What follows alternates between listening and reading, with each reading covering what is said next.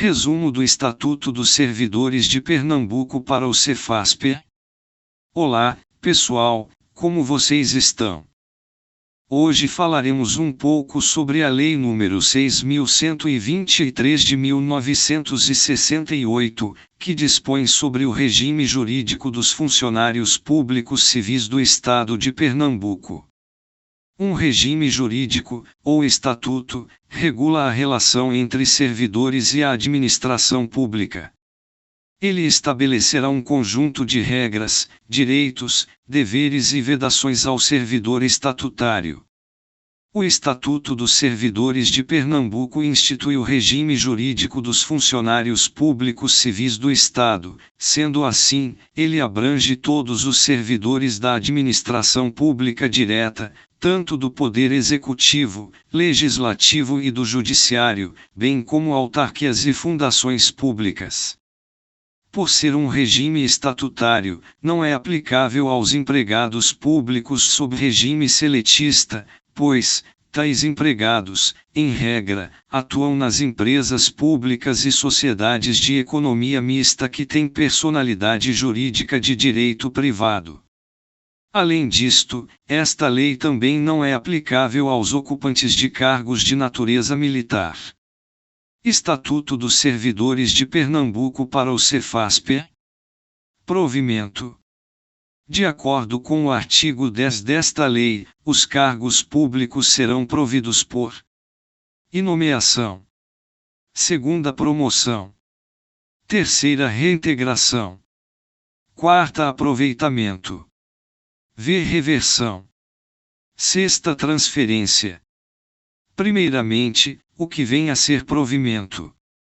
Provimento é o ato de preenchimento de cargo ou função pública vago, atribuindo-lhe um titular. A nomeação é o ato por meio do qual o candidato aprovado em concurso público é convocado para tomar posse, assumindo assim a condição de servidor público. A regra geral é que a nomeação seja posterior à aprovação em concurso público, mas também existem os chamados cargos em comissão, cuja nomeação é de livre escolha da autoridade competente, não sendo necessária a aprovação em prévia seleção. A promoção é uma forma de provimento derivado vertical. É a elevação do funcionário, em caráter efetivo, à classe imediatamente superior à que pertence na respectiva série. A reintegração ocorre nos casos em que o servidor público é demitido ou exonerado de forma equivocada ou por algum erro, seja no processo administrativo disciplinar ou judicial. Neste caso, o retorno ao cargo após a anulação da penalidade é chamado de reintegração. O aproveitamento é o retorno do servidor em disponibilidade, em cargo igual ou equivalente, pela sua natureza e vencimento, ao anteriormente ocupado. A reversão ocorre quando o servidor aposentado retorna ao serviço ativo. Isso pode ocorrer se a aposentadoria por invalidez for invalidada após comprovação de que o servidor pode retornar ao serviço, e hoje também é aceita a possibilidade de reversão a pedido, sob certas circunstâncias. A transferência é uma forma de provimento que não foi recepcionada pela Constituição de 1988. Ocorria quando um servidor passava de um cargo para outro dentro de um mesmo quadro, porém o Supremo Tribunal Federal, STF, decidiu pela sua inconstitucionalidade. Concurso público. O concurso público é o mandamento constitucional para o provimento de cargos públicos efetivos. Ele pode ser entendido como o procedimento administrativo instaurado pelo poder público com o objetivo de selecionar os candidatos mais aptos para o exercício de cargos e empregos públicos. De acordo com o art. 15. O concurso para o provimento efetivo de cargo especificado como classe única ou inicial de série de classes será público, constando de provas ou de provas e títulos. Apesar do Estatuto dos Servidores de Pernambuco não expressar a validade do concurso, de acordo com a nossa Carta Magna, tem-se que será válido por até 2 anos, podendo ser prorrogado, dentro desse prazo, uma única vez, por igual período. Investidura em cargo público. A posse é o ato que completa a investidura em cargo público e órgão colegiado. Não haverá posse nos casos de promoção e reintegração. A posse verificar-se-á no prazo de 30 dias, a contar da data de publicidade do ato de provimento no órgão oficial. A requerimento do interessado o prazo poderá ser prorrogado, por justa causa, até 180 dias. O artigo 20 da Lei nº 6.123/68 enumera os requisitos básicos para que uma pessoa possa ser investida em cargo público, exigidos no momento da posse, são eles: ser brasileiro, estar no gozo dos direitos políticos, estar quite com as obrigações militares, estar quite com as obrigações eleitorais, gozar de boa saúde, comprovada em inspeção médica, ter atendido às prescrições de lei especial para o exercício de determinados cargos, ser declarado apto em exame psicotécnico procedido por entidade especializada, quando exigido em lei ou regulamento. Além disso, a lei também elenca as autoridades com competência para dar posse aos agentes públicos, que são: a autoridade de hierarquia imediatamente superior no cargo de provimento em comissão, os órgãos colegiados, aos respectivos membros, o diretor do Departamento de Administração de Pessoal da Secretaria de Administração, ao nomeado para o exercício de cargo de provimento efetivo. Exercício. O exercício é o efetivo desempenho das atribuições do cargo pelo servidor, que deverá ocorrer em 30 dias a contar da data da publicação oficial do ato, no caso de reintegração ou da data da posse, nos demais casos. A requerimento do interessado e a juízo do titular da secretaria em que for lotado o funcionário, o prazo previsto poderá ser prorrogado por mais 30 dias. Estágio probatório. A partir da data em que entra em exercício, inicia-se, para o servidor ocupante de cargo efetivo, o estágio probatório, que nada mais é do que o período de avaliação para a verificação da aptidão e da capacidade do agente público. Ressalta-se que, com a entrada em vigor da Emenda Constitucional N19, ocorrida em 1998, o período para a aquisição da estabilidade passou a ser de 3 anos.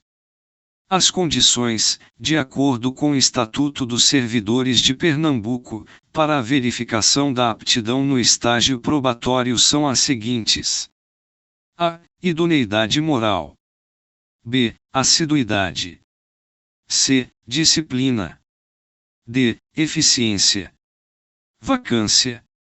A vacância é situação que atesta a existência de cargo público vago, são situações nas quais o servidor deixa o cargo público anteriormente ocupado. De acordo com o artigo 81 do Estatuto dos Servidores de Pernambuco, temos as seguintes situações que acarretam a vacância no cargo público: exoneração, segunda demissão, terceira promoção, quarta transferência, v. aposentadoria, sexta falecimento, sétima posse em outro cargo, ressalvadas as exceções legais. Vale destacar que a exoneração é forma de encerramento de vínculo com a administração sem caráter punitivo. Já a demissão é desligamento como forma de punição. Direitos e vantagens dos servidores públicos. De acordo com o art. 135 do Estatuto Pernambucano, o vencimento é a retribuição pelo efetivo exercício do cargo, correspondente ao valor fixado em lei para o símbolo, padrão ou nível do respectivo cargo. Além do vencimento, poderão ser conferidas ao funcionário as seguintes vantagens. Ajuda de custo. É concedida ao funcionário que for designado, de ofício, para servir em nova sede em caráter permanente. Diárias. São concedidas ao funcionário que se deslocar de sua sede em objeto de serviço ou missão oficial, correspondentes ao período de ausência, a título de compensação das despesas de alimentação e pousada. Auxílio para diferença de caixa. Ao funcionário que, no desempenho de suas atribuições, pagar ou receber em moeda corrente, será concedido auxílio financeiro mensal, até 20% do valor do respectivo símbolo, nível, ou padrão de vencimento, para compensar a diferença de caixa. Gratificações. A Lei N. 61231968 elenca 16 gratificações passíveis de concessão aos servidores públicos do Estado de Pernambuco, sendo elas: a. De função. b. Pela prestação de serviço extraordinário. c. Pela representação de gabinete. d. Pelo exercício em determinadas zonas ou locais. e. Pela execução de trabalhos de natureza especial, com risco de vida ou de saúde. f. Pela realização de trabalho relevante, técnico ou científico.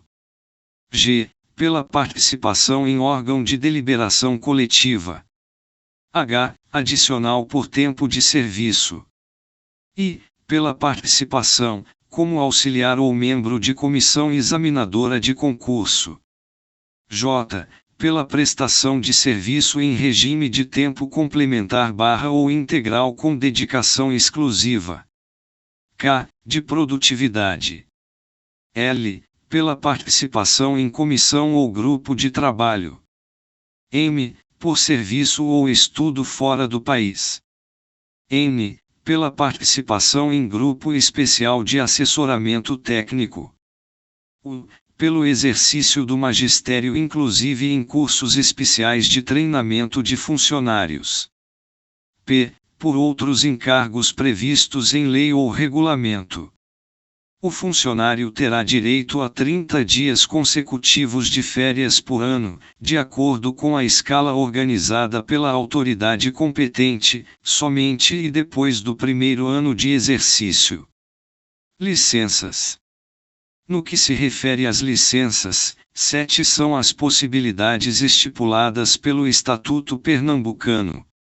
São elas: licença-prêmio, licença para tratamento de saúde, licença por motivo de doença em pessoa da família, licença-maternidade, licença para o serviço militar obrigatório, licença para o trato de interesse particular, licença à funcionária casada para acompanhar o marido. Concessões. As situações de concessão são aquelas em que o servidor público não trabalha e, ainda assim, tem o respectivo tempo contado como de efetivo exercício, não deixando de receber remuneração durante o período. De acordo com o Estatuto Estadual, 2 são as situações em que o servidor público poderá faltar ao serviço, pelo prazo de até 8 dias consecutivos, sem que haja qualquer tipo de prejuízo funcional. Casamento. Falecimento do cônjuge, pais, filhos ou irmãos. Deveres dos servidores públicos. Além do desempenho das tarefas cometidas em razão do cargo ou função, são deveres dos funcionários. E assiduidade. Segunda, pontualidade. Terceira, discrição. Quarta, urbanidade. V, lealdade às instituições constitucionais. Sexta, obediência às ordens superiores, exceto quando manifestamente ilegais. Sétima, observância às normas legais e regulamentares. Oitava, levar ao conhecimento da autoridade superior irregularidade de que tiver ciência em razão do cargo ou função. Nona, zelar pela economia e conservação do material que lhe for confiado. X. Providenciar para que esteja sempre em ordem, no assentamento individual, a sua declaração de família. 11. Atender prontamente às requisições para a defesa da fazenda pública e a expedição de certidões requeridas para a defesa de direitos e esclarecimentos de situações. 12. Guardar sigilo sobre documentos e fatos de que tenha conhecimento em razão do cargo ou função. Proibições previstas no Estatuto dos Servidores de Pernambuco. Este estatuto também elenca algumas proibições e o seu desrespeito pelo servidor ensejará em sanções. São elas: exercer, cumulativamente, 2 ou mais cargos ou funções públicas, salvo as exceções previstas em lei. Segunda, referir-se de modo depreciativo, em informação, parecer ou despacho às autoridades ou atos da administração pública, podendo, porém, em trabalho assinado, criticá-los do ponto de vista doutrinário ou da organização do serviço. Terceira, retirar, sem prévia autorização da autoridade competente, qualquer documento ou objeto da repartição. Quarta, promover manifestação de apreço ou desapreço e fazer circular ou subscrever lista de donativos no recinto da repartição. V. Valer-se do cargo para lograr proveito pessoal ou de outrem, em detrimento da dignidade da função pública. Sexta, coagir ou aliciar subordinados com objetivo de natureza político-partidária. Sétima, participar de gerência ou administração de empresa comercial ou industrial, salvo em órgão da administração pública indireta. Oitava, exercer comércio ou participar de sociedade comercial, exceto como acionista, cotista ou comanditário. Nona, atuar, como procurador ou intermediário, junto a repartições públicas, salvo quando se tratar de benefícios previdenciários ou assistenciais, vencimentos e vantagens de parentes até o 2º grau, e de cônjuge ou companheiro.